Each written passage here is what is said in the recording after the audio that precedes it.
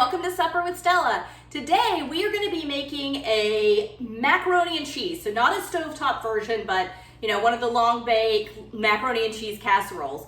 But the first thing we're going to start doing is making a roux so that we can eventually make a bechamel and then a mornay, which is all things we've done before. So I've got 6 tablespoons of butter that are just starting to melt over medium heat. So to our butter, I'm going to add, let's see, a half cup of flour.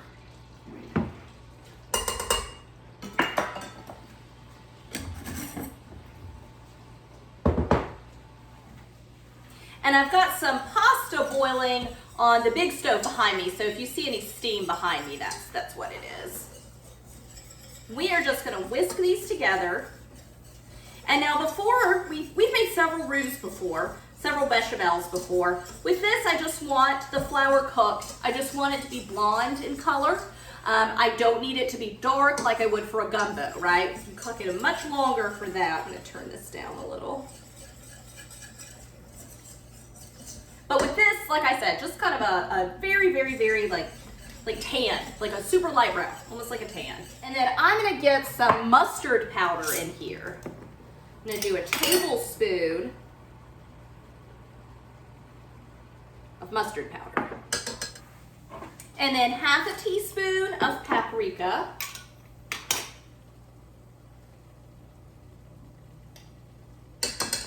And neither the mustard or the paprika are going to be a very bold taste in this.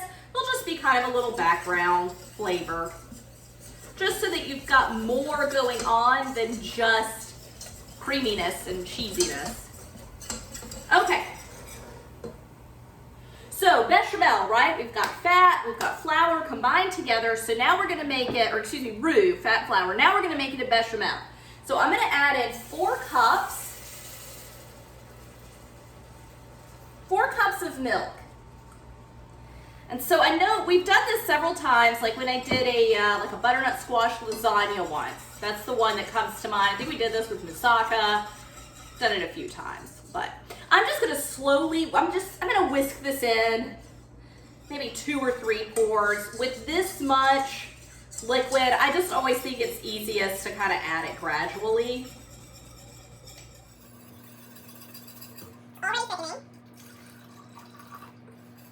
Not super gradually, just in a couple of stages.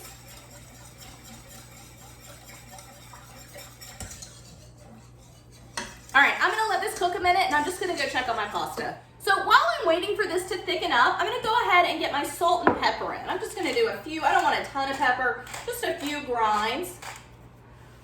Black pepper. And then I'm gonna do a teaspoon of salt.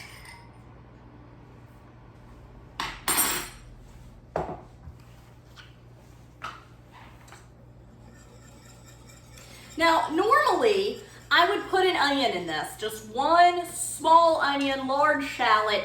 It just gives it a little background flavor. I either grate it or dice it super, super fine, and I cook it with my butter, so it's kind of a part of the roux. I cook it in the butter, and then I add the flour, so it's incorporated in at that stage. However, I am entertaining with this. We're doing a family potluck, and this is what I am bringing. And someone there has an onion sensitivity, so omitting the onion. And the thing with the onion is it's much like the mustard and the paprika. You're not gonna miss it if it's not there. You're not gonna say, oh, well, this doesn't taste of the onion flavor I love. It just adds a little, because again, it's just 1 small onion or even large shallot for a very large casserole. So it doesn't bring a ton of flavor, it just brings a little extra flavor and a little bit of contrast. Not a big deal to leave it out though.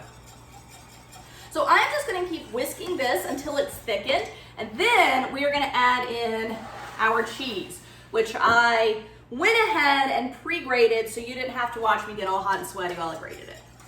All right, so my sauce is nice and thickened.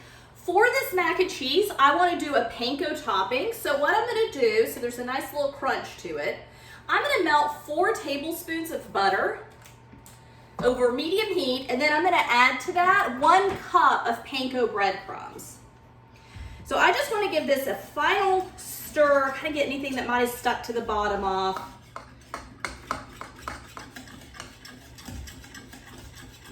And it's a pound of macaroni. I'm using cavatappi, which is like the little corkscrew because it's fancy.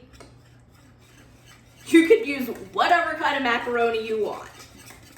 So the next thing I want to do is temper in an egg. This egg is going to give it a little more body when it starts cooking in the oven. So I'm going to temper it. It's 1 beaten egg. I'm just adding a little of the hot bechamel, giving it a stir. And what this does is it just heats the egg up some so that you don't have scrambled eggs.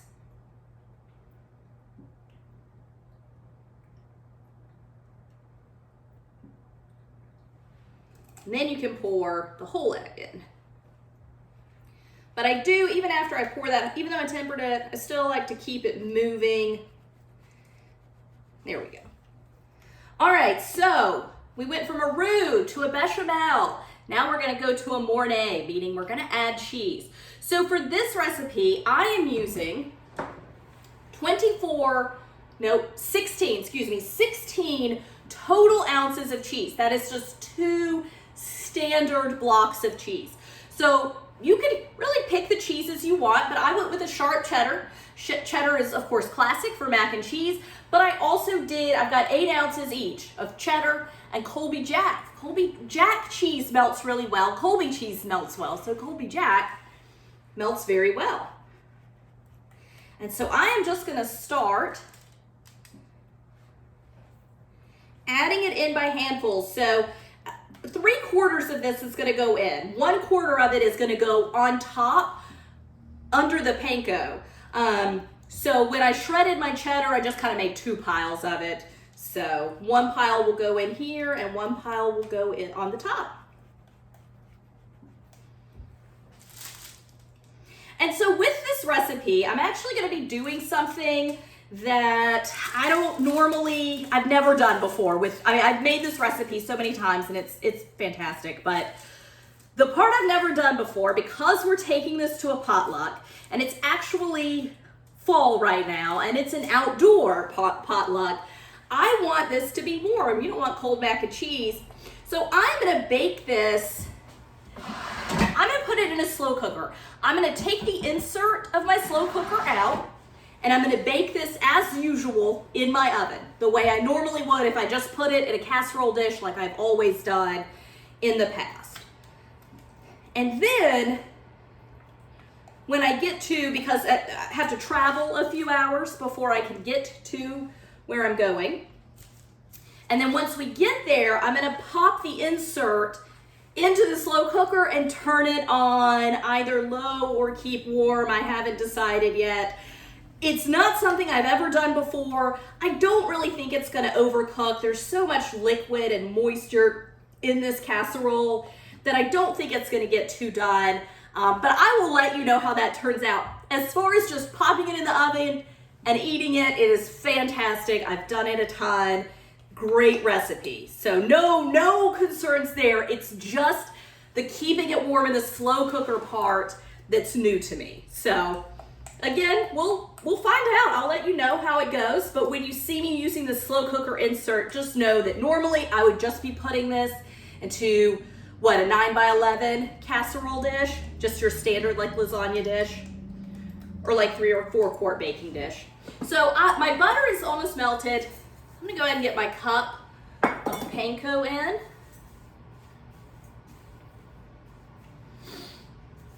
Got a little butter that didn't melt.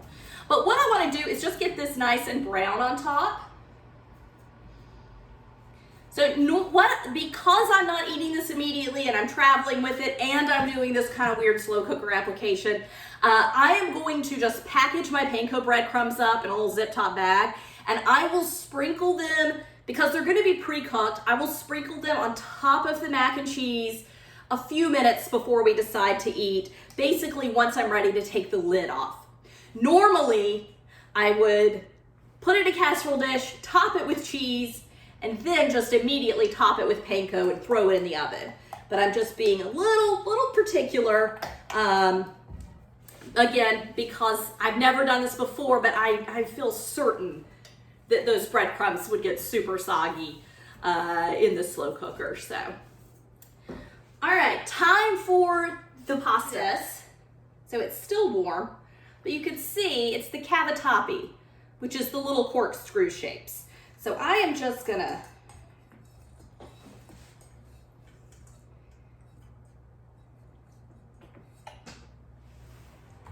gently get this in here, getting some on my floor. I just don't want to dirty up another bowl. I'm cooking a lot today, and already running a little low on supplies, so I don't want to have to wash.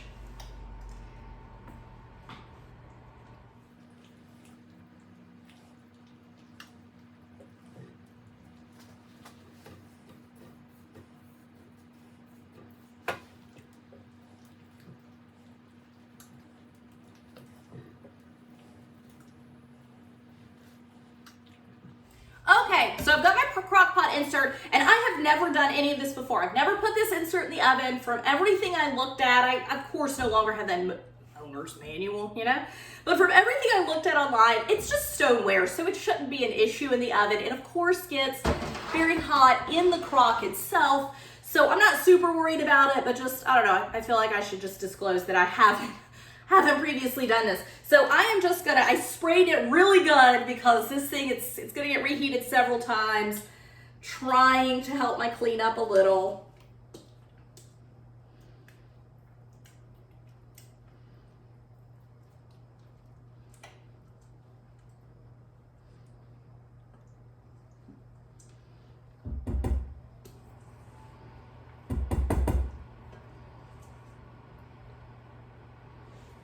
All right.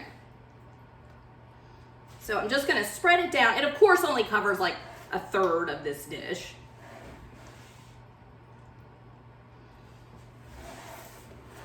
And then this is gonna bake at 350 for 30 minutes. I am gonna go ahead and cover it with this remaining cheese. So this should be roughly 4 ounces of cheese.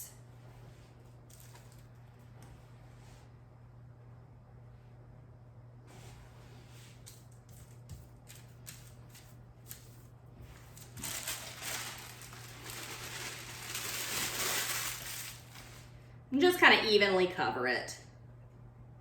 And then, as I said, if I were just doing this like normal, I would wait till my panko gets fully toasted, which it's getting there. Wait till it gets toasted, sprinkle it on top, then pop it in for 30 minutes. Keep an eye on things. You don't want it to burn. This won't burn in 30 minutes. This is going to be fine, but the panko does sometimes want to burn, so you might want to cover it with foil. Just a word of warning, of course, crock pot lids have plastic all over them. They're not, you cannot put this lid, this is the little like elastic attacher thing, you cannot put a crock pot lid into the oven, all right? So if for any reason I do need to cover this, it will be with tin foil. So I'm gonna go ahead, pop this in the oven. I'm just gonna go ahead and get these brown. I don't think you need to see me watch them brown up. And then I will let you know what it looks like when I'm all done. Thanks so much for joining me though.